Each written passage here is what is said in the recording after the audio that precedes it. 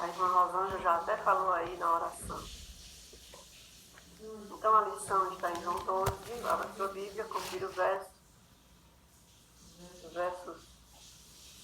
pelo menos do 1 até o 3, agora diz assim: 6 dias antes da Páscoa, foi Jesus para Betânia, onde estava Lázaro, a quem ele ressuscitara dentre os mortos. Deram, pois, ali uma ceia. Marta servia, sendo Lázaro um dos que estavam com ele à mesa.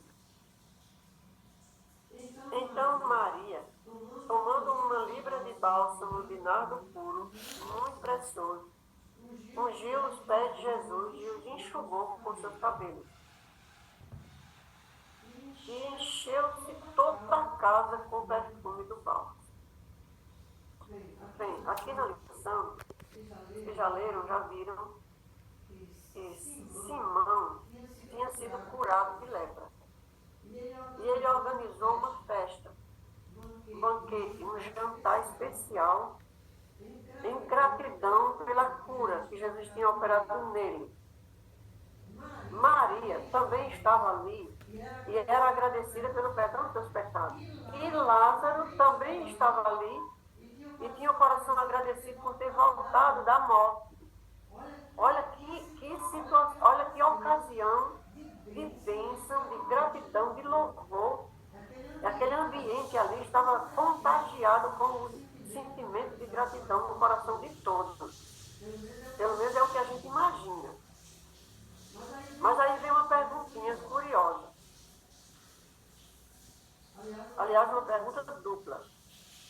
Qual foi o significado das ações de Maria? Primeiramente, Maria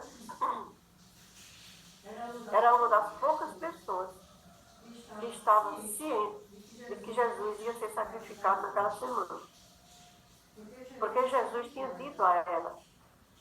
Ela sabia que naquela Páscoa o cordeiro seria ele. As outras pessoas talvez não tivessem noção disso, mas Maria sabia. Então Maria fez aquela unção por 2 motivos. Primeiro, porque Jesus ia ser morto. E talvez ela não tivesse a chance de ungí-lo após a morte. E que proveito ele teria em ser ungido após a morte? Então Maria pensou assim: bem, eu estava juntando dinheiro, comprei esse perfume caríssimo para ungí-lo no dia que ele fosse coroado rei.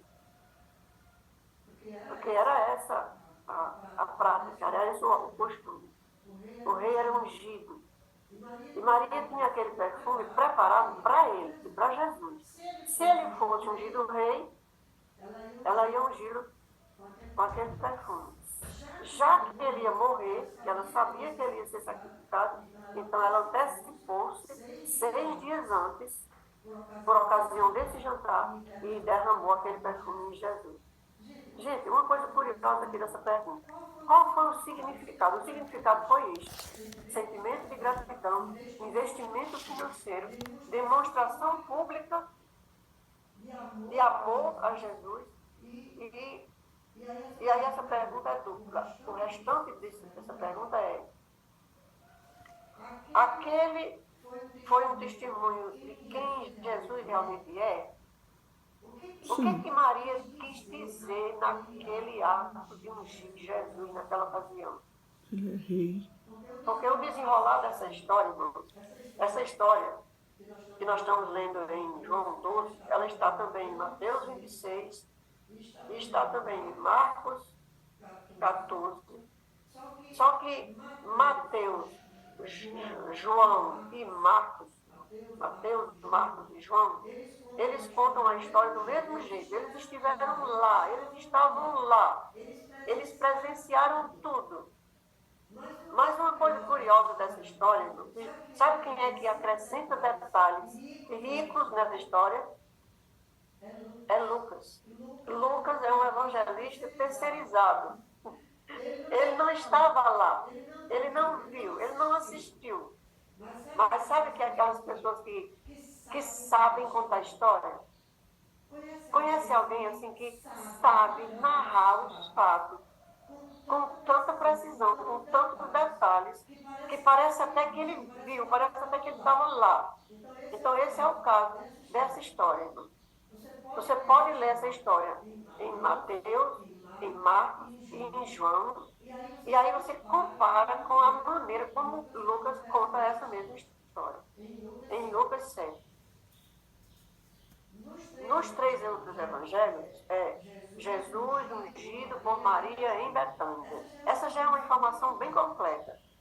Quem ungiu foi Maria, Jesus estava em Betânia, o nome do homem era Simão, quem servia a mesa era Marta, Lázaro estava com eles à mesa. Então, Rodrigo Silva disse que dentro do contexto daquela região, daquele tempo, daquela cultura, quem servia a mesa era a dona da casa. Então, esse banquete, na casa de Simão, que Marta servia, e que Lázaro estava à mesa, e que Maria ungiu Jesus, Marta provavelmente fosse a anfitriã, a dona da casa. Aí, quando a gente estuda a mesma história em Lucas, que não estava lá, é por isso que a palavra de Deus é maravilhosa, porque o que vale na palavra de Deus é a inspiração, a veracidade dos fatos, ainda que os evangelistas não contem tudo do mesmo jeito, porque se todos os evangelistas narrassem os fatos do mesmo jeito, aí sim, a Bíblia estaria em suspeito. Poderia não ser verdade, porque quando testemunhas falam as mesmas palavras do mesmo jeito, pode saber que foi combinado, porque ninguém fala a mesma coisa do mesmo jeito. Então, Lucas narra da seguinte forma. Vamos ver Lucas capítulo 7, verso 37. A partir do 36. A pecadora que ungiu os pés de Jesus. Convidou um dos fariseus. Olha, Lucas está dizendo que Simão era um fariseu. Os outros evangelistas não disseram isso. Ele acrescenta essa informação. Ele era um fariseu. Ele convidou um dos fariseus para que fosse jantar com ele. E Jesus, entrando na casa do fariseu, tomou lugar à mesa. Então, aqui Simão era um fariseu. E eis que uma mulher da cidade, pecadora, sabendo que ele estava à mesa na casa do fariseu, levou um vaso de alabastro com unguento. Veja, Lucas está relatando um fato que foi contado a ele, que contaram para ele. Né? Então, estando por trás, derramou um perfume, e a casa se encheu do cheiro. Verso 39. Ao ver isto, o fariseu que o convidara disse consigo mesmo. O fariseu que convidou Jesus pensou, não disse nada, só pensou. Se este fosse profeta, bem saberia quem é a mulher que lhe tocou, porque ela é pecadora. Então, no coração de Simão, não havia apenas o sentimento de gratidão. Ele deu um banquete, ele deu um jantar, como conhecimento da cura, mas no coração dele havia dúvidas do que Jesus não fosse o que realmente parecia ser. Então, se ele fosse realmente um profeta, saberia que tipo de mulher está tocando nele, porque ela é uma mulher pecadora. E aí, você pode ver depois Jesus dirige a Simão, né, faz Simão perceber que Jesus estava lendo a consciência dele. Rodrigo Silva disse que, muito provavelmente, Simão fosse o causador da vida de pecado de Maria. Maria provavelmente tenha sido abusada por Simão. Olha as possibilidades que essa história traz. Rodrigo Silva diz que provavelmente Maria se tornou pecadora por causa de Simão, seu cunhado, marido de Marta. E aí o verso 44 diz assim, que Jesus, voltando-se para aquela mulher, disse a Simão, vês esta mulher? Entrei em tua casa, não me deste água para os pés, nem esta, porém, regou os meus pés com lágrimas e os enxugou com os cabelos. Não me deste ósculo, ela,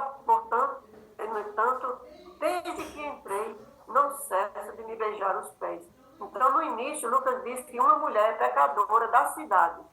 E aqui, Jesus diz que quando entrou, desde que entrou, esta mulher já estava a serviço dele.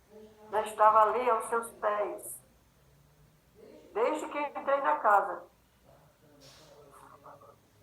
Ela não para de beijar meus pés. Não me ungiste a cabeça com óleo, como era a prática, como era o costume. Mas esta, com bálsamo, ungiu os meus pés. Por isso digo, perdoados lhes são seus pecados, porque a quem muito se perdoa, muito ama. Então, que maravilhosa história. Agora, tem outros textos aqui na lição, tem alguns comentários que vocês vão ler aí com calma em casa, cada um no seu lugar, porque o perfume era muito caro. Valia cerca de 1 ano de trabalho de um trabalhador comum. 1 ano de salário. Maria levou esse presente, expressou gratidão ao Salvador pelo perdão dos seus pecados, unicamente pelo perdão dos seus pecados.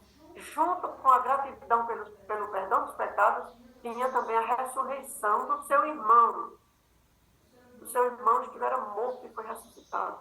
E ela pretendia que fosse usado futuramente no sepultamento de Jesus, mas então ouviu que ele logo seria ungido rei. Está vendo? Aqui estão as duas informações que Maria tinha. Jesus tinha dito que ia ser morto naquela semana e o povo estava dizendo que ele ia ser ungido rei, coroado rei.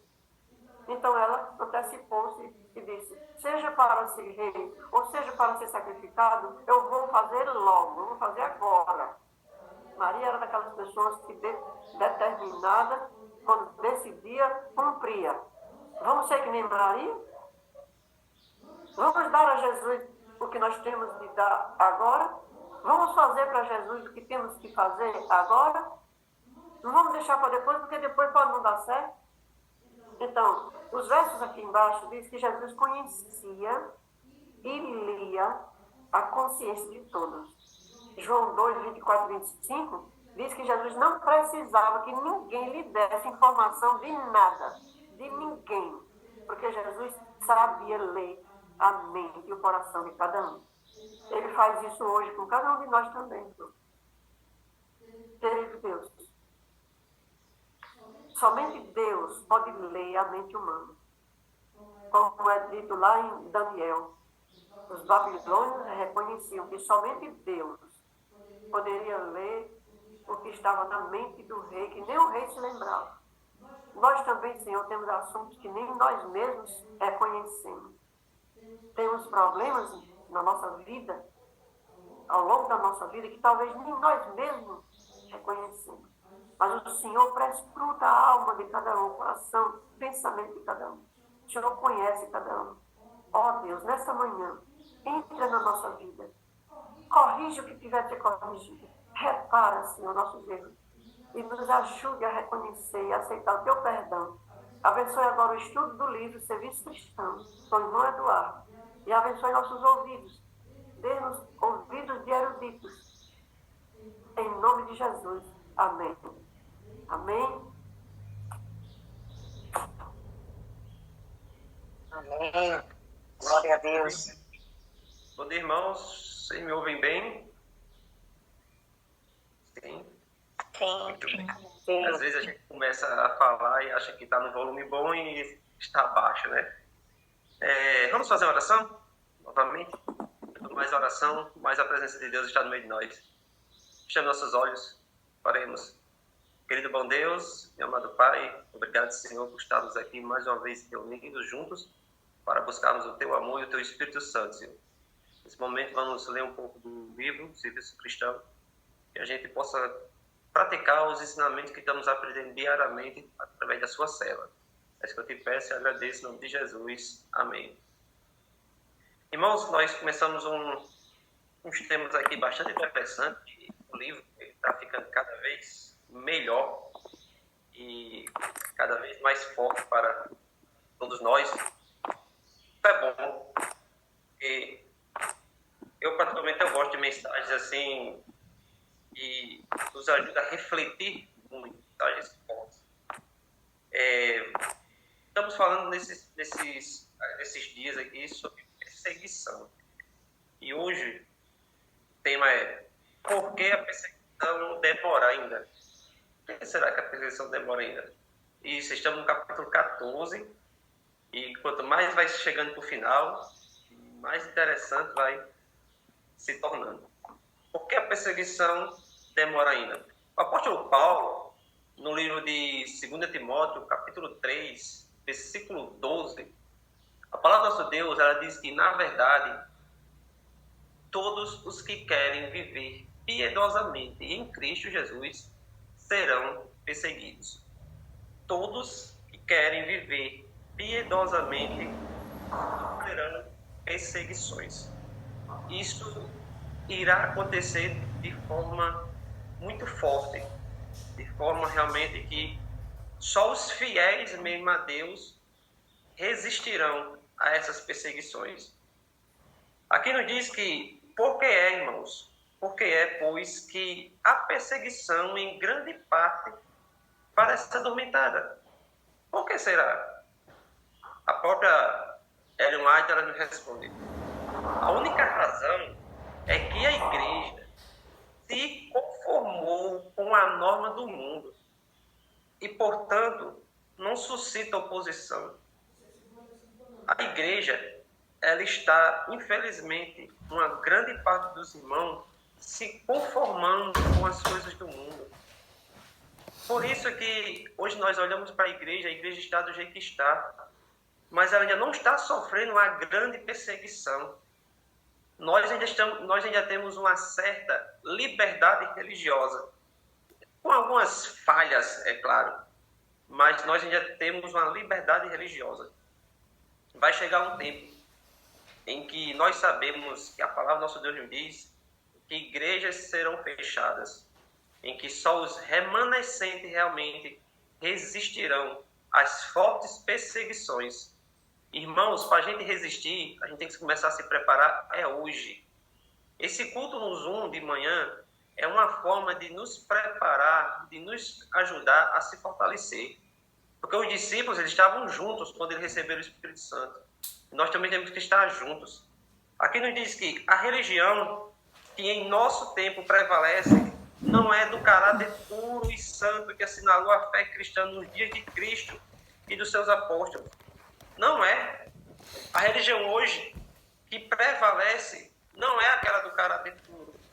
A religião hoje que prevalece é uma religião onde pode tudo, onde as coisas são de qualquer jeito, mas não é da maneira que realmente a fé cristã nos dias de Cristo e seus apóstolos tinham. É unicamente por causa do espírito de transigência com o pecado, ou seja, as grandes verdades da palavra de Deus, tão indiferentemente consideradas. Por haver tão pouca piedade vital na igreja, que o cristianismo é aparentemente tão popular no mundo. Hoje o cristianismo é algo tão popular. As pessoas hoje, porque estão numa igreja, se dizem que são cristãos. Hoje, porque vão uma ou duas vezes num culto, se diz que está seguindo a Cristo. Às vezes não abre nem a palavra de Deus em casa. Então, que fé é essa que nós estamos vivendo, ou a grande maioria está dizendo que segue a Cristo?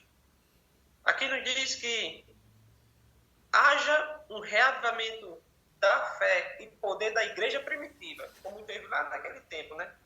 E o espírito de opressão reviverá, reacendendo-se as fogueiras da perseguição. Quando houver um reavivamento de fé e poder da igreja primitiva, o espírito de opressão ele reviverá.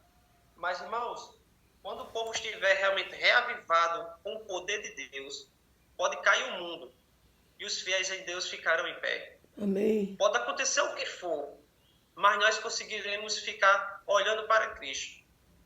Não importa se vai acontecer isso ou aquilo. Nós temos um grande exemplo, assim, contexto diferente, mas nós vimos agora durante a pandemia, onde as igrejas foram fechadas.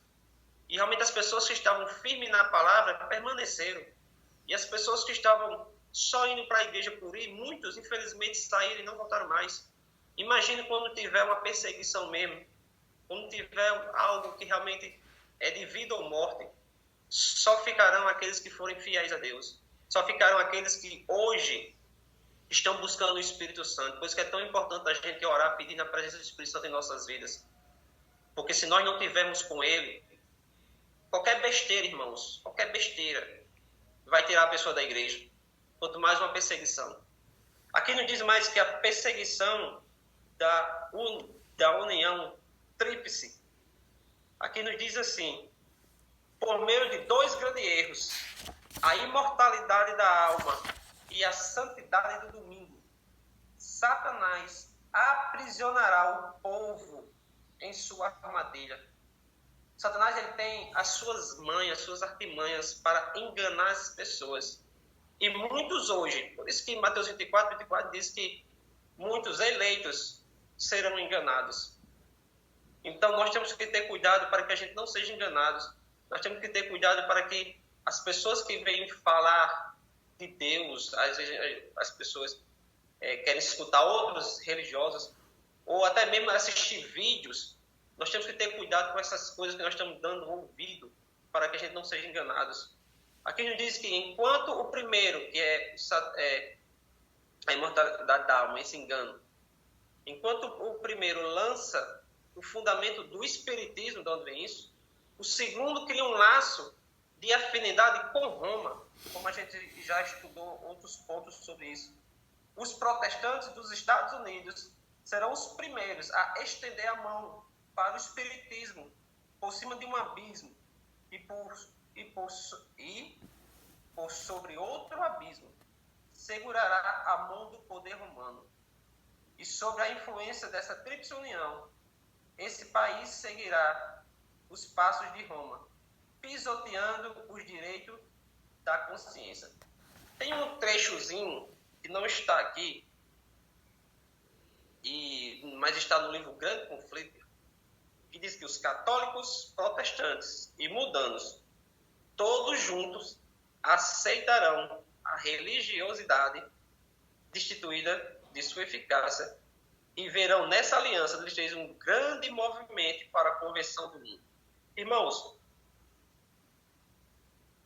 nós vemos hoje que, como eu já falei, que existe uma pequena, em alguns pontos de nossa vida, perseguição. Às vezes é no trabalho, às vezes é na escola, na faculdade, mas nada se compara à perseguição que virá nos últimos dias. Vai ser um tempo de angústia como nunca houve.